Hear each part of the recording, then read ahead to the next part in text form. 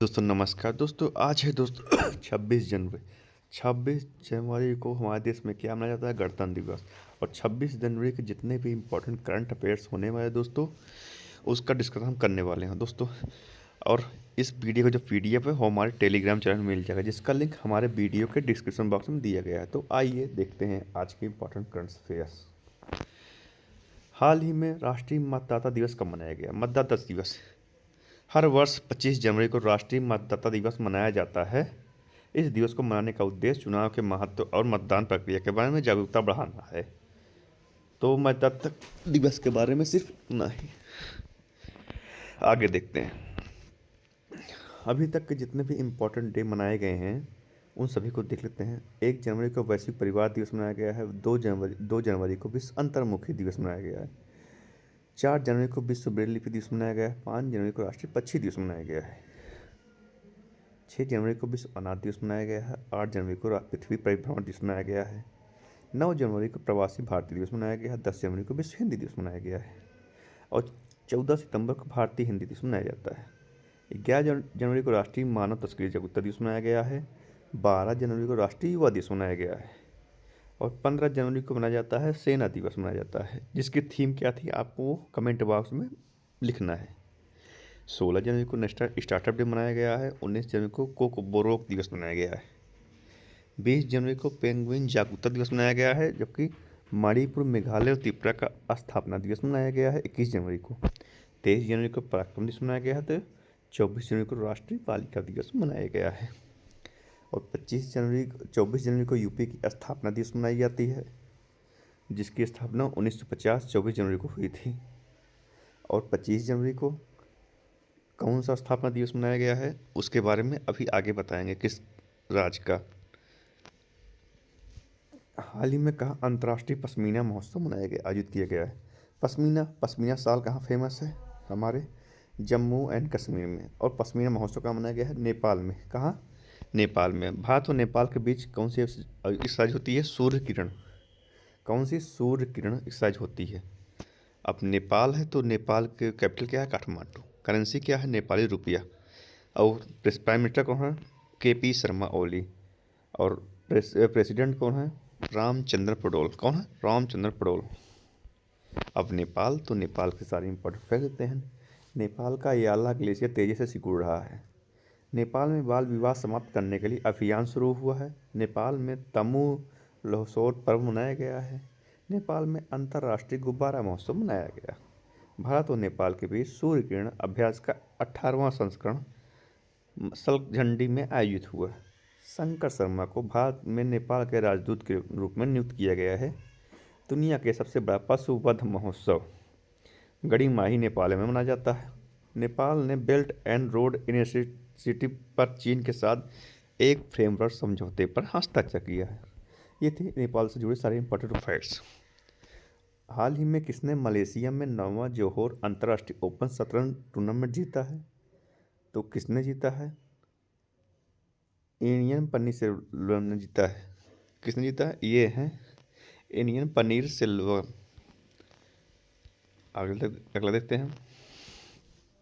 हाल ही में किस राज्य सरकार ने सम्मान संजीवनी ऐप लॉन्च किया है? सम्मान संजीवनी ऐप लॉन्च किया है, किसने किया है? हरियाणा सरकार। हरियाणा सरकार लॉन्च किया, तो ये रहा मैप में हरियाणा।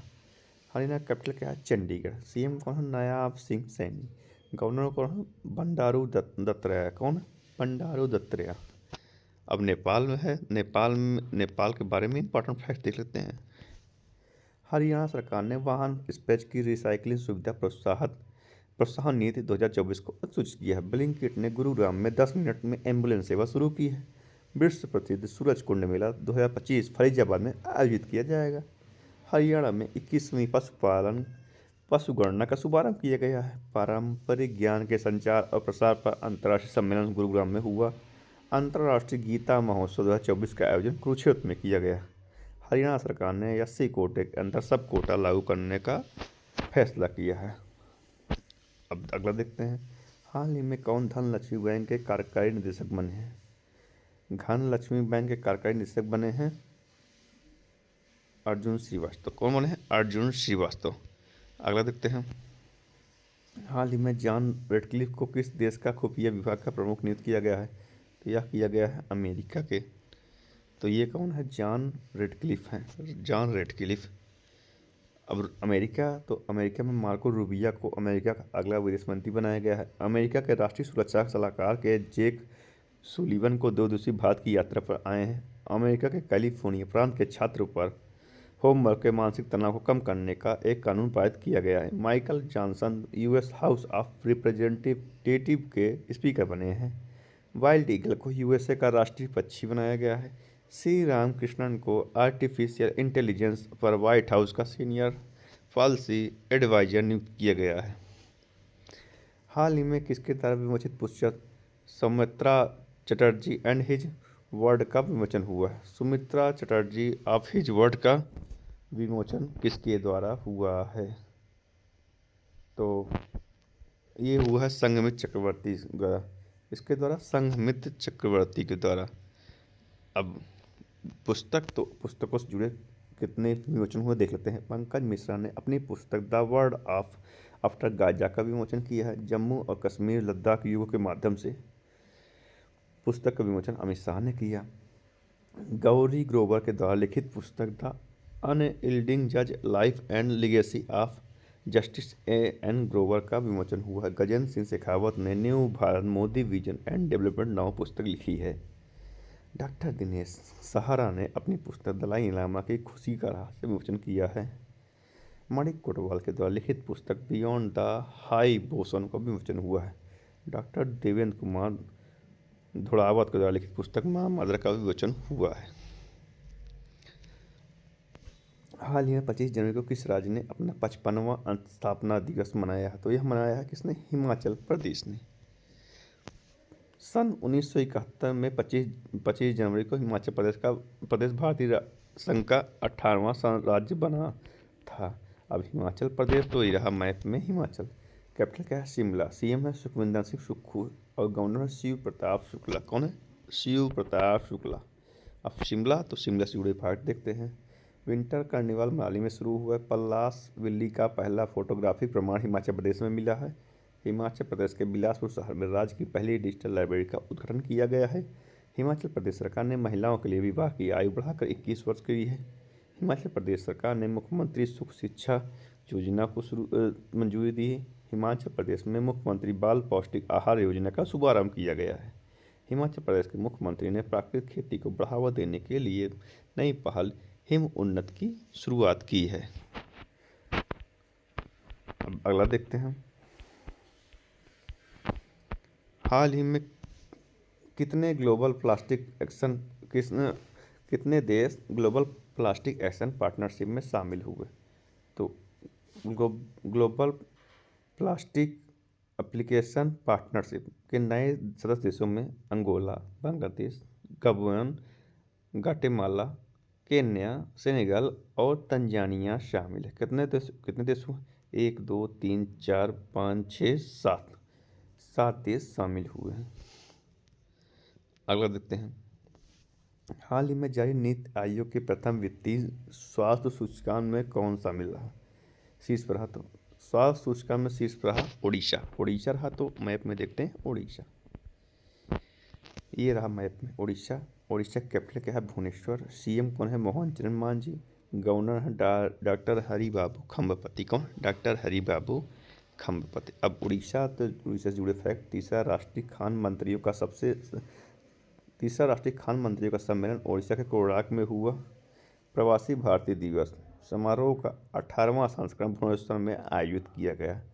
प्रख्यात ओडिया कवि प्रतिभा सत्यापथी को गंगाधर राष्ट्रीय पुरस्कार मिला। Odisha master 2024 badminton tournament Cuttack में शुरू हुआ। टाटा स्टील ने उड़ीसा के कलिंग नगर में देश का सबसे बड़ा ब्लास्ट फर्नेस चालू किया। उड़ीसा ने पहली बार सिलिकॉन कार्बन डाई युक्त सुविधा का उद्घाटन किया। नुआखा उत्सव उड़ीसा में मनाया गया।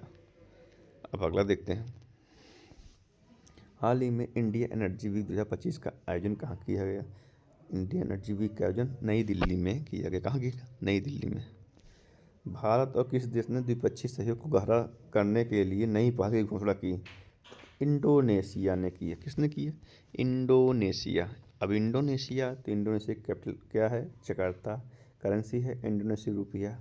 और प्रेसिडेंट कौन है? प्रोबो सुबियांतो। कौन है? प्रोबो सुबियांतो। और दोस्तों प्रोबो सुबियांतो हमारे देश के गणतंत्र 76वें गणतंत्र दिवस के मौके पर मुख्य अतिथि बनाए गए हैं।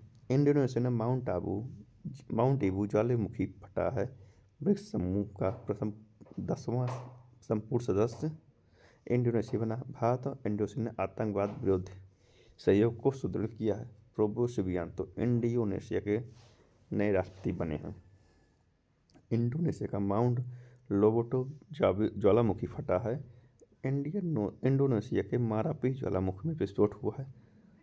43वां एशियन शिखर सम्मेलन जकार्ता में आयोजित किया गया है। आज के लिए दोस्तों बस इतना है। हमारे चैनल को लाइक और सब्सक्राइब जरूर कीजिएगा दोस्तों, और हमारे चैनल से डेली अपडेट के लिए जुड़े रहिएगा दोस्तों। धन्यवाद।